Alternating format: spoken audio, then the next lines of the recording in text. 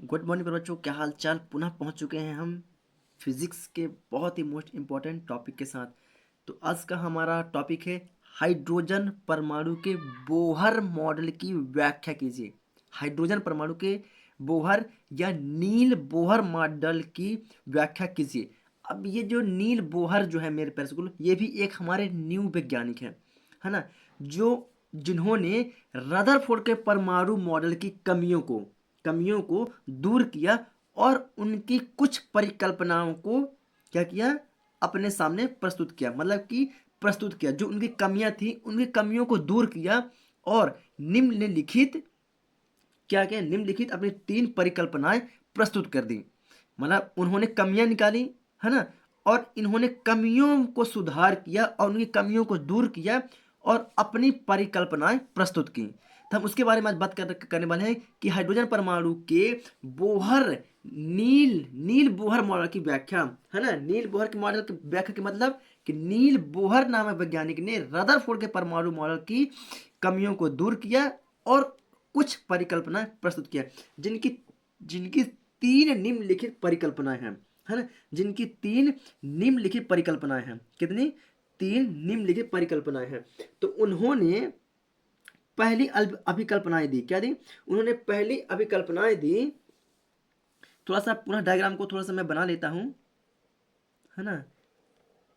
ये पहले से बना ही हुआ है, लेकिन थोड़ा सा क्या है कि हमने पीछे साइड पिछले वाले पेज में हमने पढ़ा था ना, पेज के दूसरी ओर में थे हम।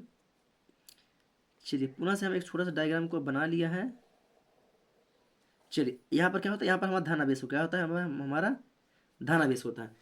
तो उन्होंने क्या किया, पहली कमियों को दूर किया। तो कौन सी कमियों को दूर किया? तो उन्होंने बताया कि इलेक्ट्रॉन, क्या जो इलेक्ट्रॉन होता है मेरे प्यारे स्कूलो, इलेक्ट्रॉन बिना ऊर्जा का उत्सर्जन किए बिना ऊर्जा का उत्सर्जन किए बिना उन्होंने क्या मत रखा था कि इलेक्ट्रॉन जब गति करेगा तो ऊर्जा उत्सर्जन करेगा और ऊर्जा उत्सर्जन करेगा तो उनकी ऊर्जा में कमी आएगी, तो वह टूट के कहाँ आ जाएगा, नाभिक पर गिर जाएगा। उन्होंने ऐसे क्या कहते कमियां निकालने की कोशिश की थी, लेकिन ऐसा बिल्कुल भी नहीं हुआ था। तो उसी में सुधार करके इन्होंने उनकी कमियों को दूर करके उन्होंने बताया कि इलेक्ट्रॉन लगातार ऊर्जा का उत्सर्जन किए बिना ऊर्जा का उत्सर्जन किए बिना क्या होता है, वह अपनी कक्षाओं में क्या होता है, अपनी कक्षाओं में घूमता रहता है या घूमते रहते हैं। इस प्रकार प्रत्येक कक्षा की ऊर्जा की जो मात्रा होती है, मतलब ये कक्षा का है, ये कक्षा की, ये प्रत्येक कक्षा की क्या होती है, अपनी अपनी ऊर्जा की मात्रा होती है। एक ऊर्जा की निश्चित मात्रा होती है ना, जिन्हें हम क्या बोलते हैं, जिन्हें हम ऊर्जा स्तर बोलते हैं। क्या बोलते हैं? जिन्हें हम ऊर्जा स्तर बोलते हैं, जिन्हें हम ऊर्जा स्तर बोलते हैं मेरे प्यारे स्कूलों। जो हमारे रदरफोर्ड पर जो रदरफोर्ड वैज्ञानिक थे, उनको ये पता नहीं था कि अलग अलग परमाणुओं का अलग अलग ऊर्जा होता है। उनको लगता था कि इलेक्ट्रॉन में ही ऊर्जा सब कुछ निहित होती है।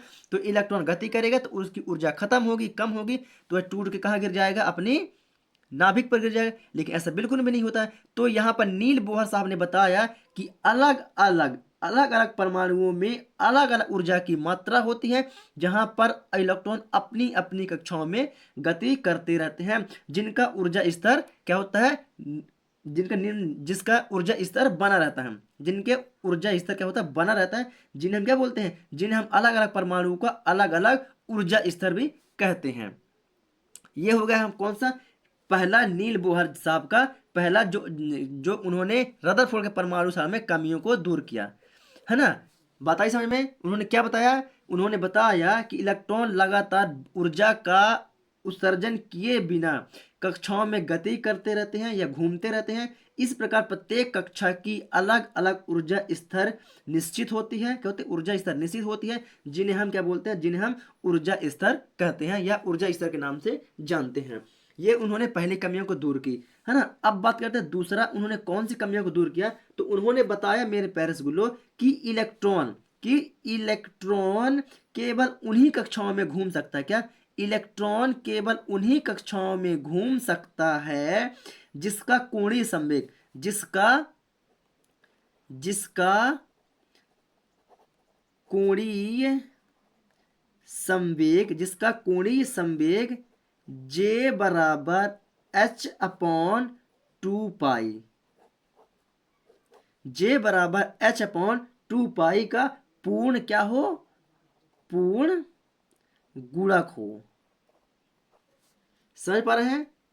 इन्होंने क्या बताया कि इलेक्ट्रॉन उन्हीं कक्षाओं में घूम सकता है। उन्होंने क्या बताया था, उन्होंने बताया था कि इलेक्ट्रॉन अगर अपनी कक्षा को छोड़ के दूसरी कक्षा में गति करने के लिए जाता है तो वह ऊर्जा का क्या करता है, उत्सर्जन करता है। और अगर अपनी कक्षा से नीचे वाली कक्षा में आता है तो वो क्या करता है, ऊष्मा का अवशोषण करता है।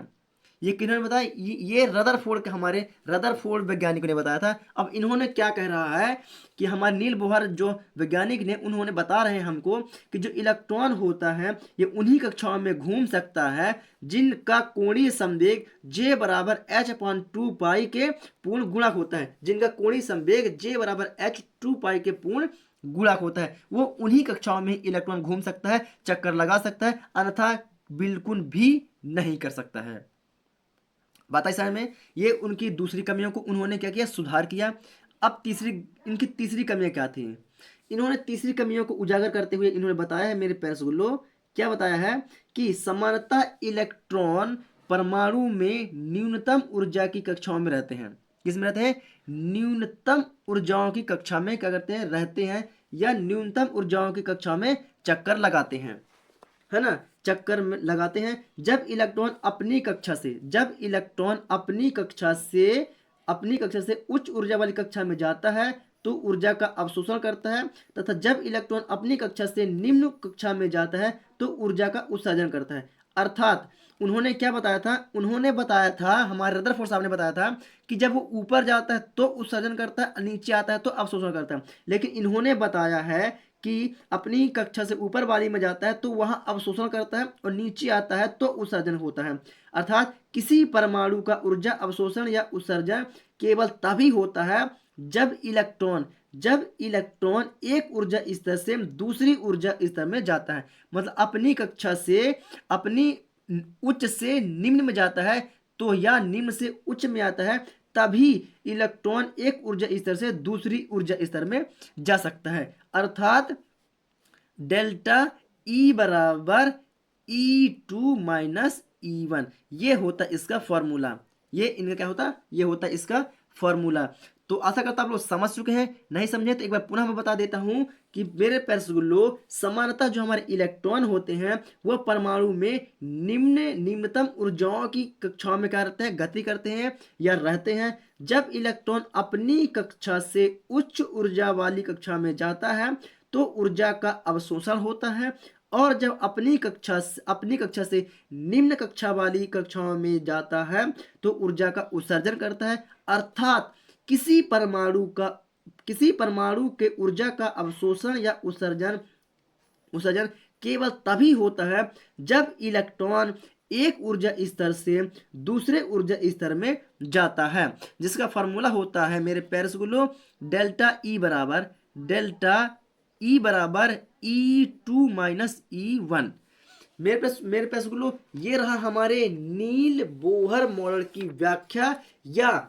या इसी क्वेश्चन को घुमा के पूछ लेता है कि नील बोहर मॉडल ने रदरफोर्ड के परमाणुओं की कमियों को दूर करने की व्याख्या को प्रस्तुत कीजिए, है ना। तो क्वेश्चन को ऐसे घुमा देता है कि नील बोहर परमाणु मॉडल रदरफोर्ड के परमाणु मॉडल की कमियों को कैसे दूर किया, उसकी व्याख्या कीजिए।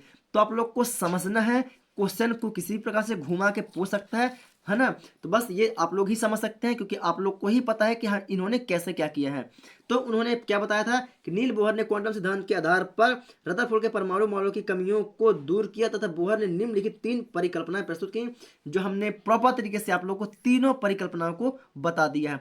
चलिए देखते हैं तीनों परिकल्पनाएं कौन कौन सी थी मेरे प्यारे स्कूलों।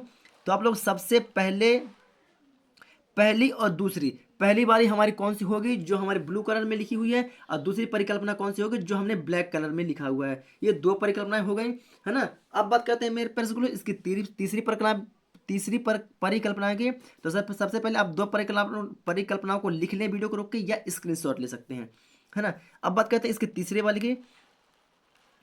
तो ये रहा इसका तीसरा वाला,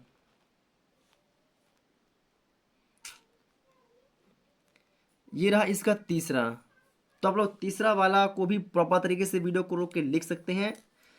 चलिए पर रसगुल्लो, अगर आप लोग चैनल पर नए हैं तो चैनल को सब्सक्राइब किए किए बिना बिल्कुल भी न जाएं और वीडियो को ज़्यादा से ज़्यादा शेयर कर दें। चलिए मैं मिलता हूँ आप लोग को एक न्यू वीडियो के साथ, तब तक के लिए जय हिंद।